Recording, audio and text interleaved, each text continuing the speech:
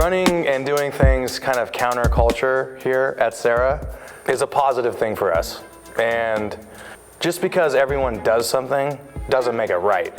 Doesn't necessarily make it right or make it the right way to do things. And so it got me thinking about just work ethic, one of our steps on the path of the spiritual warrior, and toughness.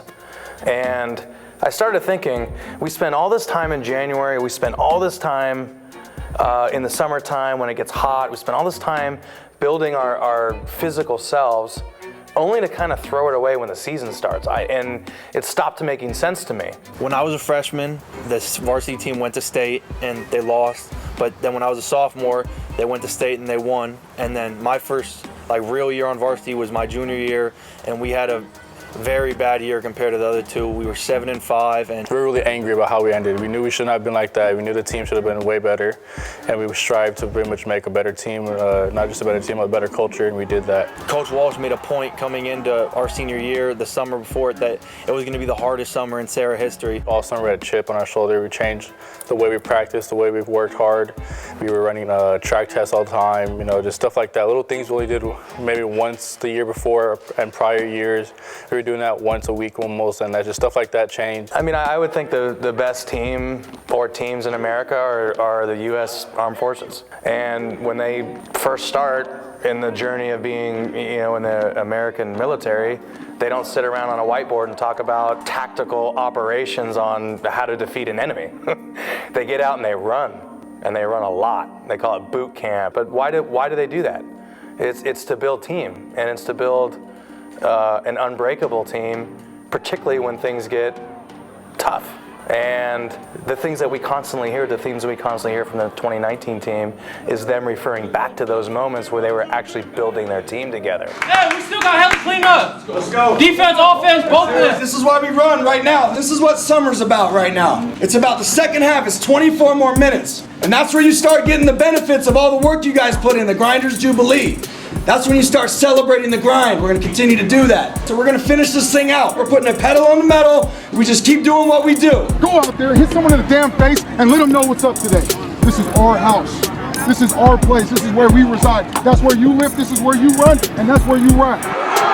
Going into preseason, we were hungry because we didn't have a scrimmage. I came up with this concept. My coaches hated it initially, didn't understand it, where we would spend an incremental more amount of time on building our physical selves and building that kind of endurance and toughness and strength. He told us that we weren't going to have a scrimmage, and our scrimmage was going to be a track test. And I kind of thought, this is so fun. We're going to make this thing so fun. We're currently having a Grinders Jubilee. And the kids are like, what's a Grinders Jubilee? I had to look up on the phone, what's a Jubilee anyway? We know what grinding is, but it's kind of the concept of celebrating the fact that we're being unique, we're being different, we're spending a ton of time on pain and suffering and sacrifice and all these things, and not a lot of time on football. We're having a Grinders Jubilee. We're going to have so much fun that we're actually not going to scrimmage. We're not going to do a scrimmage this year in 2019, and our scrimmage is going to be the track test. It's a type of track test that it'll break you down mentally, sometimes physically if you're not making sure your body's right. But to us, we saw that as dang, we're not. Well, to me personally, I saw that as this track test must really mean something. I thought it was a great idea. The kids looked at me like I was crazy. The coaches looked at me like I was crazy. And thankfully, the kids, particularly the next week against Pittsburg, made it all look not so crazy. It was our scrimmage for us. So when we came into preseason, we didn't have as much experience for tackling and all that, but we came out so hungry, and we knew Serra's never been undefeated in the preseason, so we were aiming towards that. We just wanted to push our limits and just try and beat every goal there was out there. And that was it. Serra stays unbeaten at 6-0. First time in a long time. 35-29 is the final. Shout out to this week's Super Lineman of the Week, Jerry Gateote. 3 sacks, 7 total tackles for the Padres defensive end. He's having a great year so far, and they're going to need him to do it again next week against St. Francis after fellow senior Nusi Milani got the ejection late in the game. And speaking of St. Francis, They lost to SI for the first time since 2012. Huge win for the Wildcats to stay on the WCAL title race. Their only loss so far was to Valley Christian. The only other undefeated team in league, St. Ignatius beat the Lancers 35-26. Our very own Madyson Montoya caught up with head coach Patrick Walsh to talk about next week's big matchup between his Serra Padres and the St. Francis Lancers. In 2006, Serra beat St. Francis 21-17 for the first time in 35 years. Since then, the Padres have led the series 10-7, including playoff games. What is it about this rivalry that is so competitive? There's obviously a tremendous amount of history between the two programs, including a 35-game losing streak, which we overcame in 2006 finally. But it's always kind of there, like just, wow, like we dominated for 3.5 decades against one school. Like there's a psychology about that, you know, thankfully that was several years ago, and we've had some great games since then.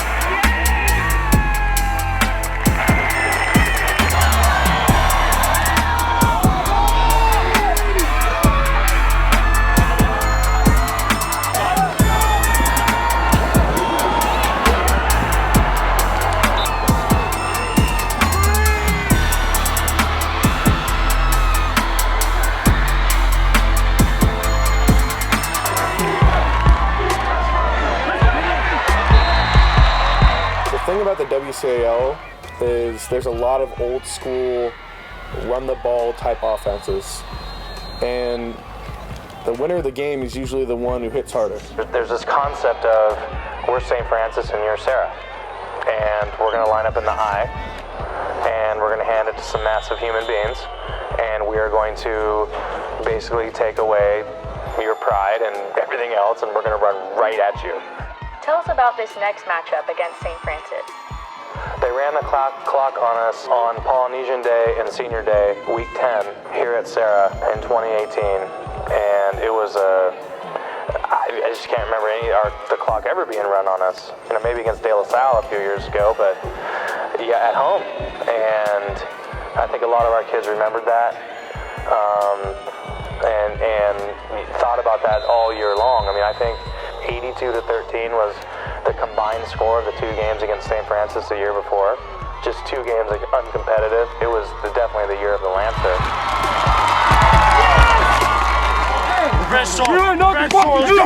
We know what to do. We know what we're coming for. Straight business. That's it. Straight business. We fire out everything. We knew that their team was built on their line, and that we had to win in the trenches in order to win the game. And so our whole week we're kind of focusing on being mentally stronger than them, being physically stronger than them, and just getting ready for a war. Lord our God, creator of our universe, we come before you asking your blessing on our athletes and our schools. In this contest, inspire our athletes to do their best, to play by the rules, and to acknowledge the principles of good sportsmanship. Keep them free from injury and safe in your loving care. We ask this in the name of Christ our Lord, amen. In the name of the Father, and of the Son, and of the Holy Spirit, amen. Welcome to week 9 of our football coverage. Under the lights at St. Francis High, Serra is on a mission to keep their undefeated record intact. Expect a physical game between these two. It's all about defense for the Padres. They came prepared. Right down by LaVille.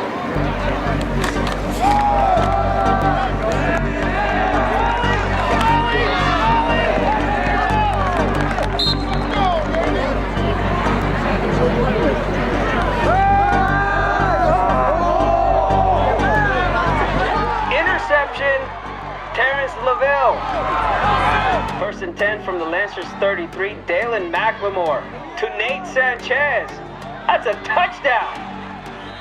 Sanchez with his league-leading 14th touchdown of the season. St. Francis, no luck running the rock. Ryan Daly goes up top, intercepted by Damon Lewis. Let's go! Serra not messing around. Another touchdown connection between McLemore and Sanchez. This one's a 28-yarder, 14-0 Padres after 1 quarter of play. Hey man, we still playing ball though. 4 quarters, man. You know what's happening. You can't mess with this dude.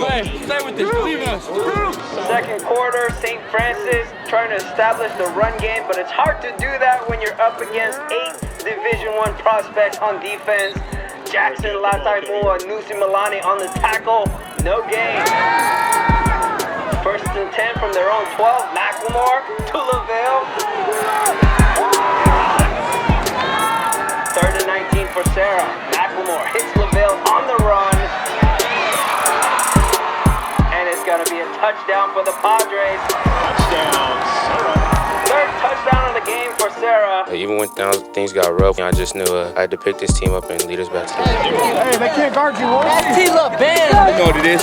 18 seconds left in the half. Daly to Joey Shot. Touchdown Lancers. 21-7. There's the cannon. St. Francis with some halftime adjustments to take care of. But how about that Serra defense?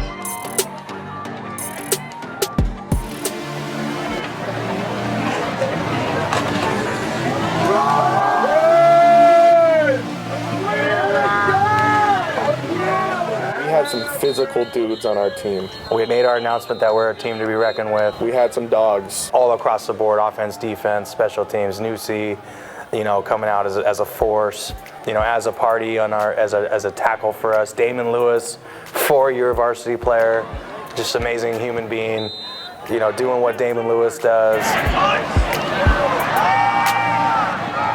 Of course, Dalen, Terrence, Nate, and of course Jackson Lataimua, that's our captain group right there, basically. Rolandi, a receiver, doing everything he can to block, catch, do whatever. Good job, Padre. I was ready to face any offense, any O-line. Jerry on the defensive line, being a force on the other side of Nusi, just absolutely amazing. But we were ready to go. So we had that confidence and we kind of had that swagger. 24 more minutes. Every ounce of energy you got for one another. Everything you got. Do you understand me? Yes, do you understand me? Yes, sir. 3, 1, 2, 3. Let's go. When I was a junior, Coach Bell came in and he loves trick plays. And so it kind of became our thing that Coach Walsh would say is trick plays aren't trick plays for us. They're good plays. Going into our senior week before St. Francis, he said, we're going to run it this week if it's open. It just felt amazing touching the ball and getting the run with the rock. I mean, I'm not going to lie. I wish I got in the end zone, but it did get called back, but it still felt the same to me. I got 8 yards, I'll take it. That game is, and particularly when you're playing that style of football, the linebackers have to show up. They have to show up. Because a lot of the times the guys inside are getting double teamed. It comes down to a fullback and a linebacker and another linebacker, maybe a safety making a play. But I thought Will Maurer and Finn Williams and even Arthur Hodgett got in there. Those 3 guys kind of rotated, and I thought Coach Thomas did a great job of mixing up the pieces. They started running weak ISO at us, which really brings in the Will linebacker a lot. But, basically, Coach Mons did a great job setting the defense. And then I thought the linebacker core, the defensive line was eating up gaps and doing the things that they've been doing all year. But that's the type of game where the linebackers have to make plays. And I think that was probably Will's best game. So, it took a team effort from that linebacker core that night to stop those guys. We were often called the weak part of the defense, which is true if you think that our whole D-line in front of us are going to play at the next level, and our whole secondary is going to play at the next level as well. So, yeah, we might be. It makes us have an easier time reading holes, filling the gaps, making sure that, power doesn't just spill out and we can just be there and fill the gap. When you have the type of up-front stoppage with Nusi, Marcellus, Co, and Jerry, which are all Division I caliber players, it made it real easy to break down and fill holes. Knowing that, if we get beat on the inside, by a receiver or a slot, I'll always have, you know, a DB like Nate or Jackson above me to help out.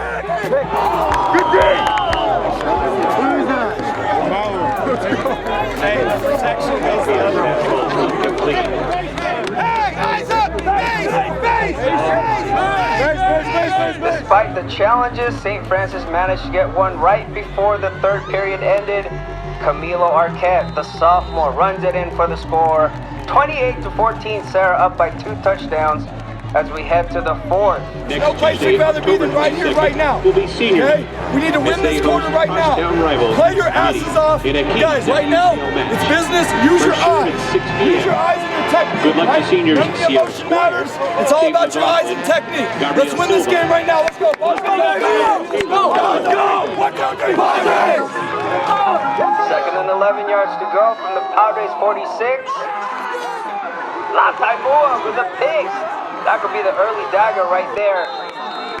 Hit out of bounds at the Lancer 45. We never make excuses, but it's known. Like, it's a fact that when you go into St. Francis, you're not going to get a lot of calls. And so you just kind of have to forget about that. Instead of wasting time like whining or complaining about not getting calls, you just got to move on and push through it.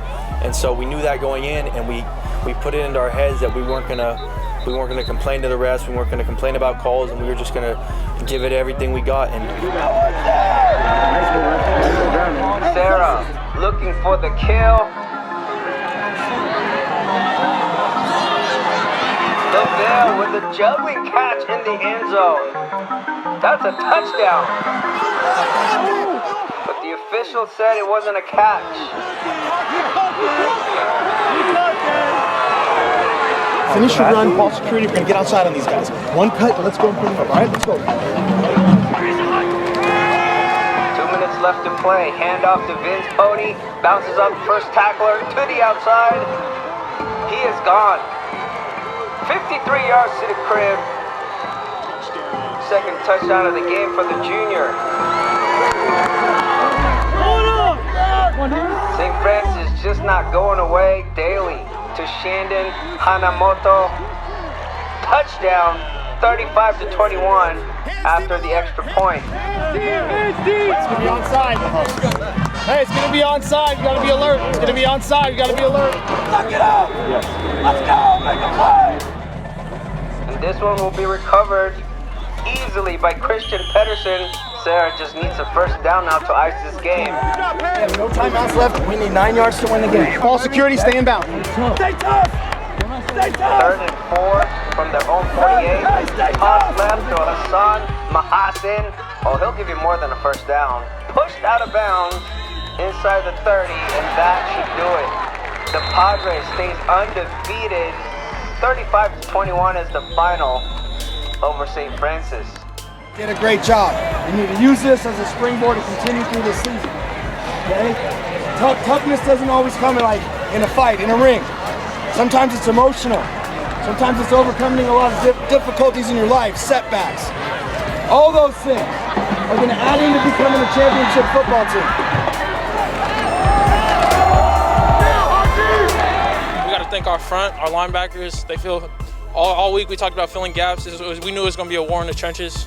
I'm thankful for them. We got embarrassed last year, so we came out, really focused, and really wanted to put them down early. Is Dalen McElmore the best QB in the WCAL? Dalen McElmore is the best quarterback in the WCAL. Nah. He's the best quarterback in CCS.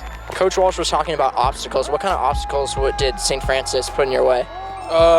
We knew there were going to be some big plays where they got through gaps. They got a couple of long runs. Calls weren't going to go our way. We knew that. But we just stayed down, stuck together, played our game. All right, and you guys got Sacred Cathedral next week. What are you looking forward to next week? Just one of our first home games in a while besides homecoming, so just balling out in front of our home crowd. Just stick to our game, play tough brand of football, like Coach Walsh is always preaching. Play our game, stay humble, we'll be good. We're just going to come in, do our business, and then just get out and be ready for Valley. I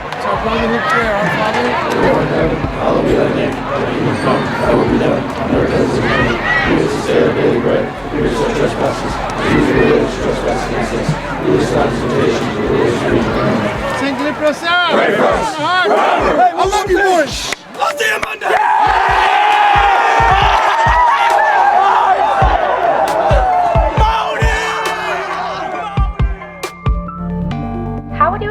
process of building a tight-knit group, making sure everyone is on the same page? When does that start, and how do you sustain it? Early. It starts early in January, really, where the bonds of trust begin to get formed through relationship building, through hard work, through brotherhood, just building these relationships to where in the fall, when the relationships are tested, these relationships are built on something much deeper than just playing football. It's built on love, brotherhood, and humility, our core values that are words in January, but become reality in the fall. I believe our methodology as coaches here at Serra is one of a servant leadership, where we lead, but we also understand that we're servants to the players.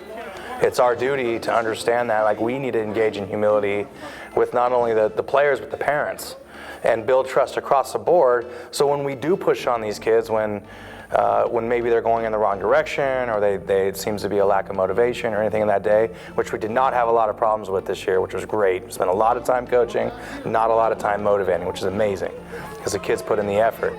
But if we do have to push back, the levels of trust and relationship building had been laid down long before any stress of the season or anything could throw at these kids, that they take it, and they take it like spiritual warriors, which we're trying to create on a daily basis. We need you right now, bro. We need you to go. Hey, let's go, baby. To be honest, I don't really know. I don't know. Every time I put on those pads, I feel like I'm a different person. Hey, don't lock in right now. Let's go. Every time I step on the field, I could hit someone without getting in trouble.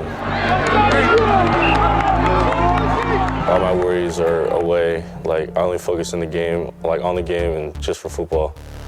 All the school stuff, family stuff, everything's out. I just play my game and just keep going forward. I play very passionately, and I wear my heart on my sleeve, and I'm a loud, out-talking guy. I'm not afraid to talk if I have to talk. It's kind of just what gets me going. It gets me hyped up. After a big hit, I throw it to T, just to in a way represent my people of Tonga. It's kind of just his way of honoring his family and his culture. T for the trench too. Where I'm from, San Bruno, California. That's what they call it, the trench town. Yeah, that's what that means.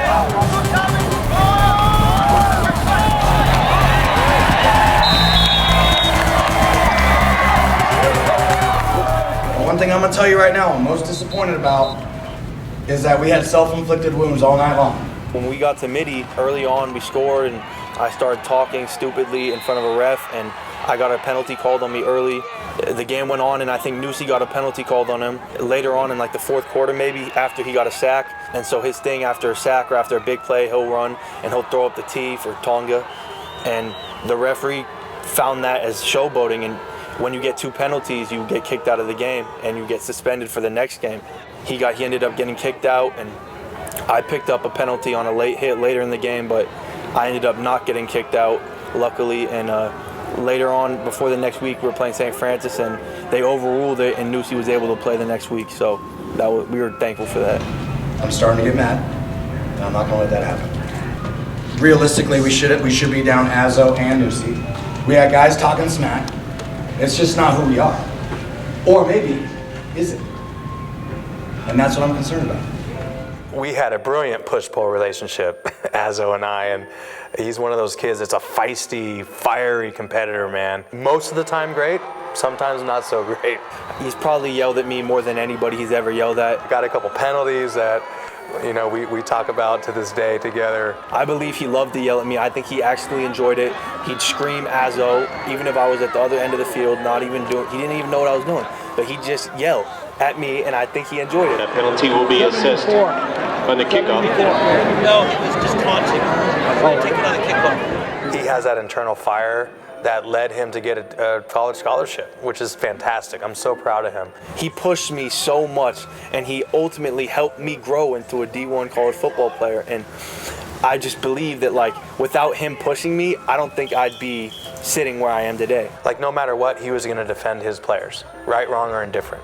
I had to coach some of that, how to handle that out of him on some theory, on some level, which, can't take away a tiger's stripes. Looking back at it, I see exactly what he was doing, but in the moment, you're 17-year-old kid. You can't see that. Like, you just see a coach yelling at you, and you just think it's not your fault. He's being like, you know what I mean? This is an emotional game played by passionate people. And the investment that our seniors put into this season, you know, it's going to lead to stuff like that. We can't shy away from the emotional part of the game, the things that are very real for our kids. They're going through things in their life that, you know, again, we need to be compassionate leaders for them. It's my house! I play with passion because I do it for my family, you know. Just to see them cheering for me in the crowd, it's a great feeling. And we can't expect people to just toe the line and just be like soldiers running through things. We want these kids to have spirit, and sometimes spirits crack. We are Serra High School, we are the Serra Padres, and we behave a certain way. And I'm going to leave it at that.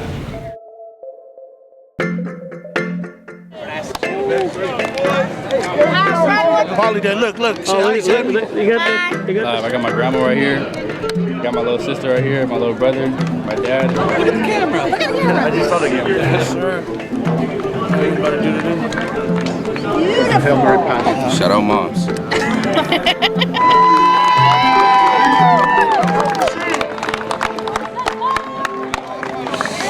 Man, dude. Oh, I love you too, baby. I love you too for everything. Thank you guys. Got the whole plan here, huh? I love you. Thank you.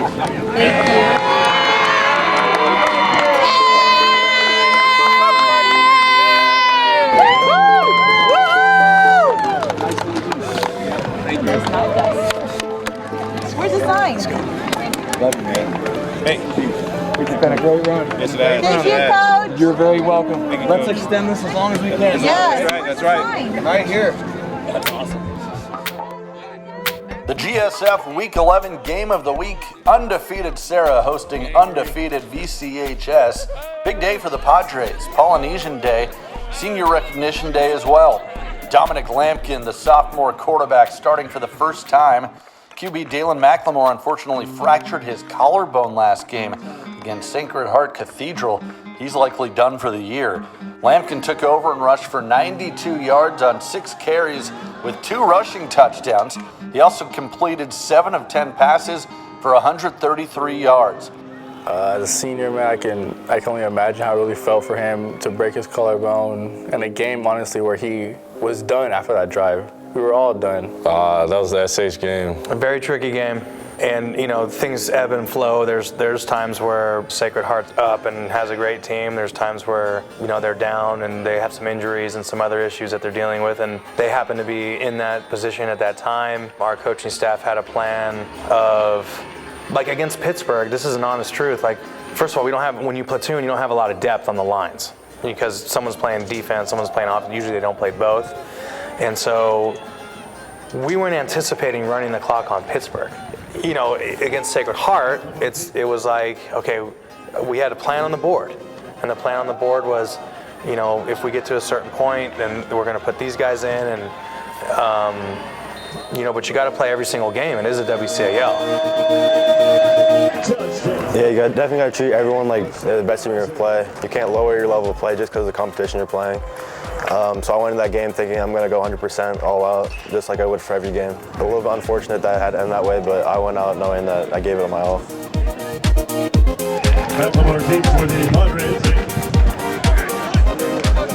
So I kept it, the end crash, I kept it. Made one guy miss, and I thought I was gone. And then after like 30 yards, I got tripped up. And I was stumbling for a little bit, but I thought I was going to recover. And then just on the way down, someone fell on me and just kind of landed awkwardly. And that was that. There's a penalty flag down on the field. McLemore on the carry. What we didn't anticipate was Dalen McLemore breaking his collarbone on the second series after a 50-yard run. And that was sad.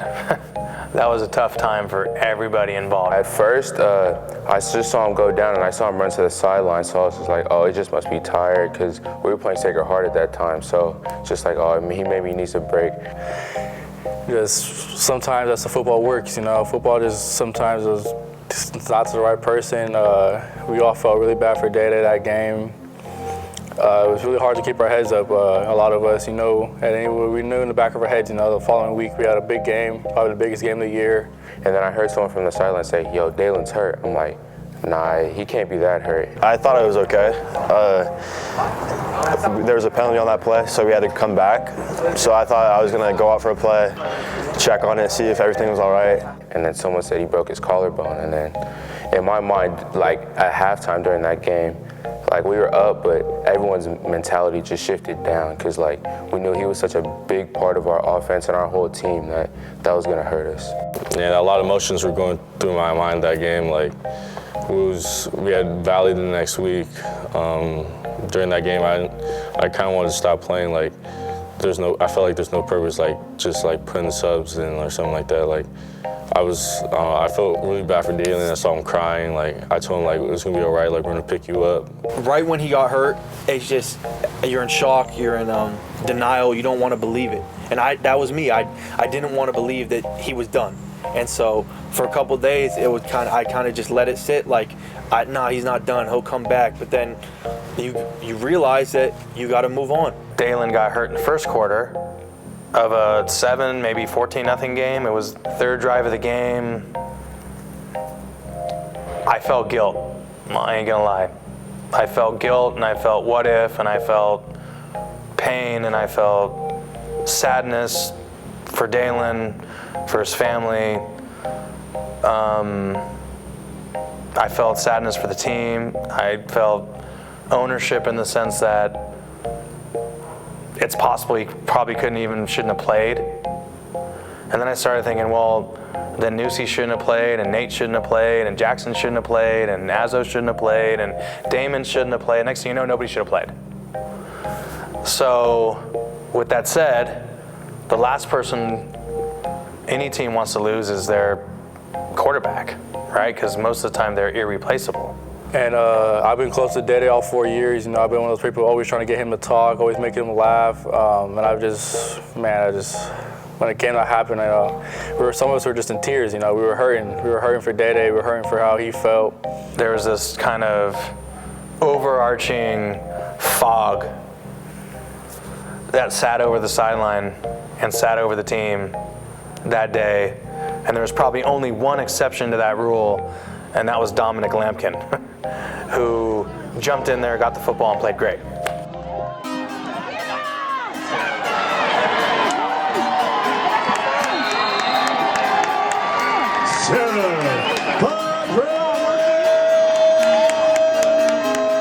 Touchdown, Dominic Lampkin.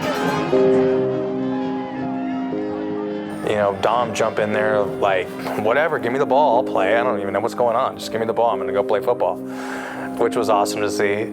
That was the only kind of positive outcome from that day was that, I guess, I don't even know. It was just a sad day because Dalen, spiritual warrior himself, basically his season ended that day.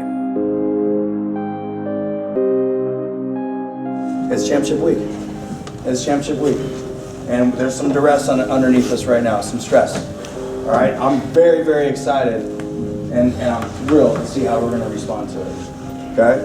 I'm very honored and humbled that we got ourselves into this position. So now that we're here, under all the circumstances that we have, let's rally our asses off. Let's pick up the banners, pick up the flags, and go hang a banner, all right?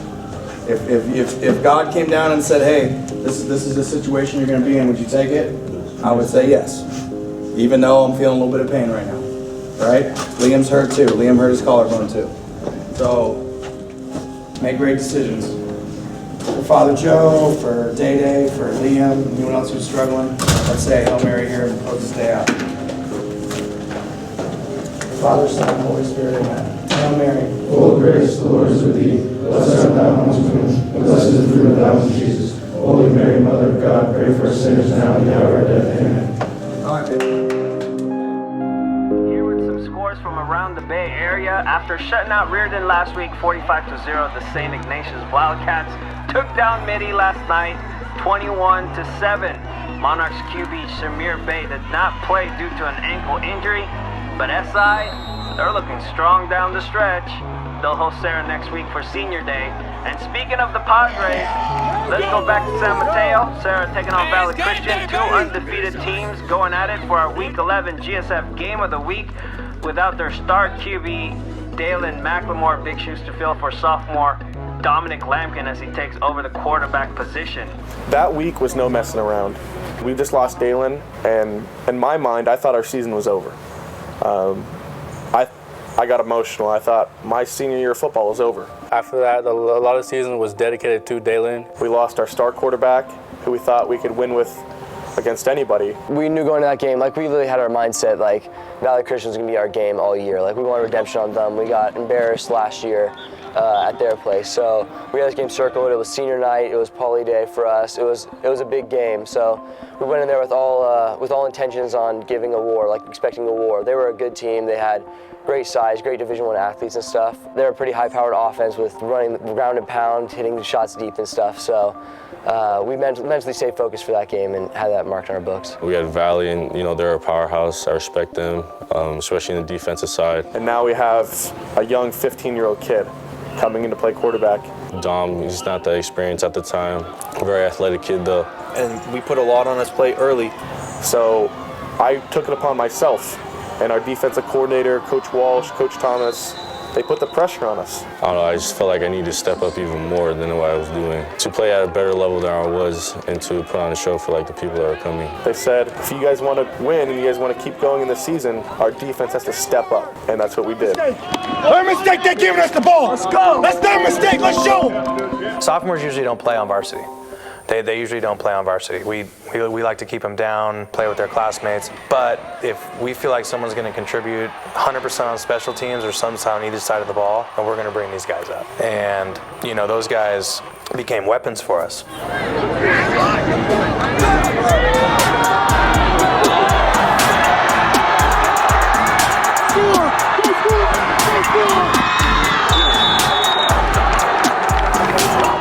Hassan, the missile, Mahasan, which I love. Like if I try to change his name, you can't. So he's just the missile, whatever. I might have to put on the back of his jersey if you're just the missile. I don't know if you can live with it. I can live with it.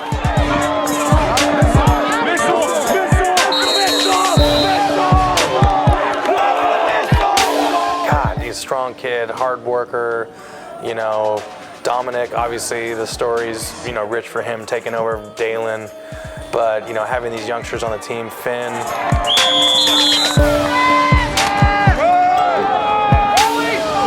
Talking about a smart football player. He did an awesome job for us all year long on the defensive side of the ball. Somebody who's going to be scared for these next couple of years defensively is Kai and Stewart. They're that combo right there on the defensive side. They're going to be something right there together themselves. They're really close now. I can imagine how it's going to feel. I feel like them two together, I feel like it's how Jackson and I were together sophomore year. We were ready to ball. Stewart started at our strong side linebacker all season. He's a hell of a football player. His number might be a little bit wrong. I know he gives me crap about it, but we'll work on that in the future. So they're still learning things right now. They're still learning that work ethic and how to do it. And I feel like the next few years, man, they're gonna pop out. They're gonna show something. They're not scared. They're gonna, once they learn their stuff even more, they're gonna be something.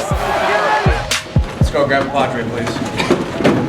There was a point in this journey where that clock read 260 days. Everything that we've done, the track workouts, the weight room, the sacrifices, the decisions we've made, everything that we've done has been to train one body part, and that's your eyes. Because when your eyes are up and your chest is breathing, you can handle these situations. Everything that we've done, and nothing to do with your muscles, everything to do with your eyes. And your eyes are connected to your brain, and your brain's connected to your heart. This is a heart game.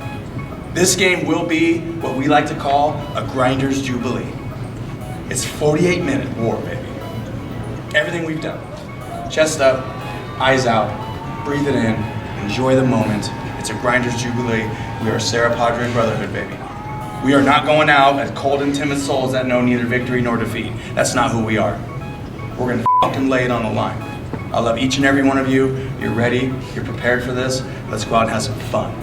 Championship games are fun. Oh, it's so fun. All that stuff 260 days for fun. Love you. Father Joe, take it away. We're going to take a quiet moment in God's presence. This is our house. It's our house, our Father. Lord in heaven, hallowed be thy name. Thy kingdom come, thy will be done, on earth as it is in heaven. Give us this day our daily bread, and forgive us our trespasses, as we forgive those who trespass against us. And lead us not into temptation, but deliver us from evil. Amen. Thank you, Nicholas.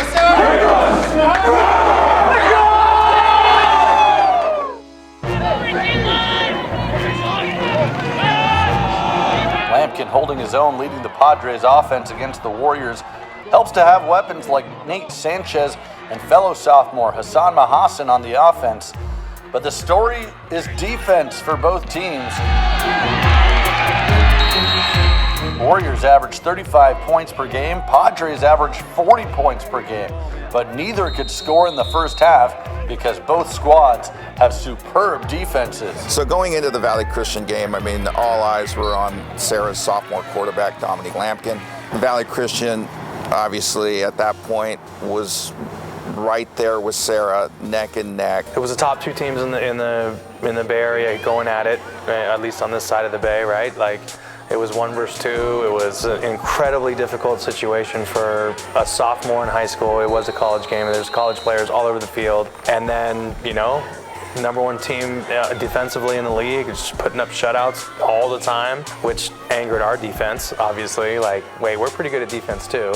And just a showdown of all showdown, Bay Area football at its finest, man. Packed house, at home at Serra.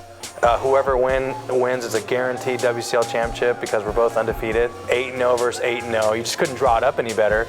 And it's funny, it seemed like everyone was talking about it in June or July. Like, hey, these two teams are, you know, like, and I'm like, whatever, I don't think about that. Next thing you know, we're here. Yeah, great job, Pete! What'd you get out of that? Dominic, you know, took the football and said, I'm ready, let's roll. And made some incredible plays throughout the game. You know, threw a pick, you know, down here in the red zone. You know, that's just a sophomore throw. And really, it was an awful situation for a first start for a sophomore quarterback. But the Serra defense really stole the show. Defense said, it don't matter. This is our time. Get him!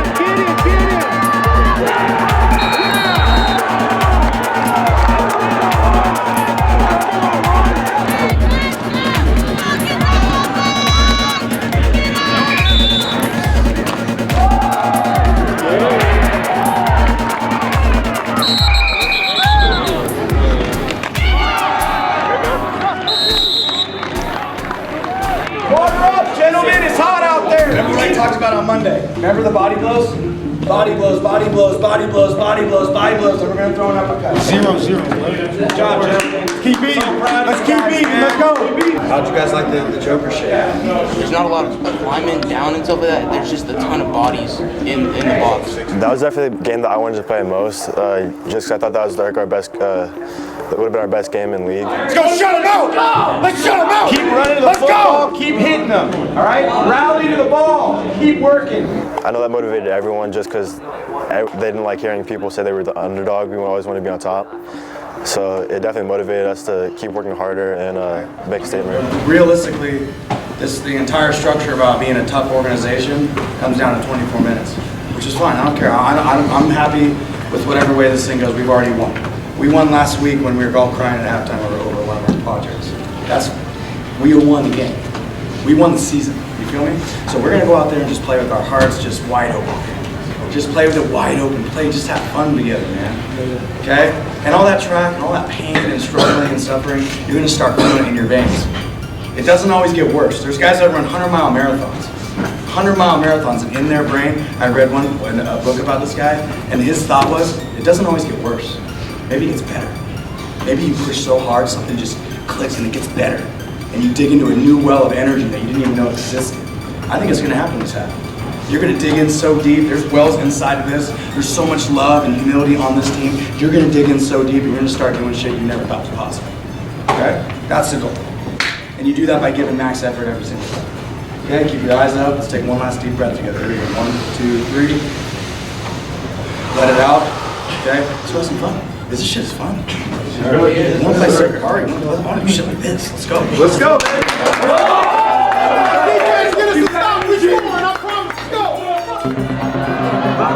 2nd and 8. Taylor back to pass, throwing right, intercepted. Damon Lewis. Miscommunication on the route, I think. Lewis all the way down to the 20-yard line, and Serra is in business. Here's the snap and the hold, but whistles, and they might have jumped off sides. Go down, That's exactly what happened.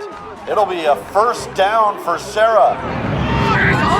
First and goal for the Padres. Lampkin on the keeper. Inside the 5, down to the 2-yard line. Handoff to Latimua, following his blockers into the end zone. Touchdown, Serra. And the Padres are on the board, 6-0. Handoff going left, nothing doing. Taken down in the backfield, Nusi Malani. Behind the line of scrimmage, loss of about 5 yards on the play. The thing about Valley and how they're so successful every year is they draw on a lot of size and a lot of talent. And they break it down very simple. They have about 10 plays, 3 or 4 formations. They're going to run the ball until you stop them. And until you stop them and make them throw the ball, they're not going to stop. If they find a hole in your defense, they're going to run it 10, 12, 14 times in a row until you do. So when you see inflated scoreboards like you do against Riordan, when they win 50-60-0, they found a hole in that defense and they pushed it and they pounded the rock. And that's what teams like Valley Christian do. So we knew that going into Valley Christian, and again, we just tore page after page out of their playbook and stopped their run and made them throw the ball. And when you make run-heavy teams throw the ball, you know you're in a good spot. What is all about that track? All the suffering, all the struggle, all the work. It's for right now. 12 minutes, eyes up, chest out. Padres on 3, let's go. 1, 2, 3. Padres! This will be a 32-yard field goal from Lewis. Kick is up, and it's good. And Serra leads it 10-0. Taylor out of the gun. Lots of time. Throws across the middle, has a man. Jerion Dickey. A first down across midfield. Stay inside of him! Stay inside of him! Back to pass, under pressure, and down he goes. Latimua with the sack, although a flag comes in on the play. We'll have to check that out. And it's going to be a personal foul against Serra. 7 minutes, D! 7 minutes! That's all we got left! Let's go! Taylor drops back. Throws across the middle. Intercepted! Nate Sanchez with a rolling catch for the INT. A huge play by the Serra defense. 3rd and 4. Taylor looking to the end zone. It is knocked away. Incomplete. Nice breakup by Terrence LaVille. I call game. Hey, calm down. Keep it cool. High snap, they get it down, kick is up on the way, no good, wide left. Serra shuts out Valley Christian 10-0 to stay undefeated. They rank us 4th. They rank us 4th in league. Game of the Week MVP, Nusi Malani. Captain of the defense, handled double teams, triple teams, forced VC to run the other way. 3rd shutout of the year for Serra. Game of the Week playmaker, Damon Lewis. A 32-yard field goal early in the 3rd quarter. Also had 2 touchbacks and an interception in the 3rd.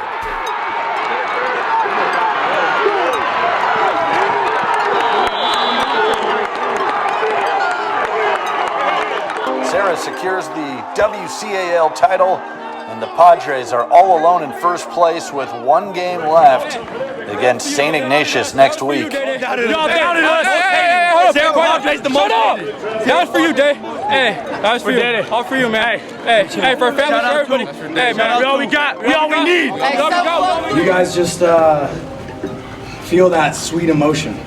That's just sweet, raw, pure life emotion that I've been talking about for a long, long time. When you set out Many 260 days ago, we set out on a journey to potentially raise a banner in the gym. And you guys accomplished that today. You guys accomplished that. And I know we're not done, but that's something that's very, very, very incredibly difficult to do. And that banner, forever, will have our names on it, but this one's for Dalen today. Dalen, that's for you, man.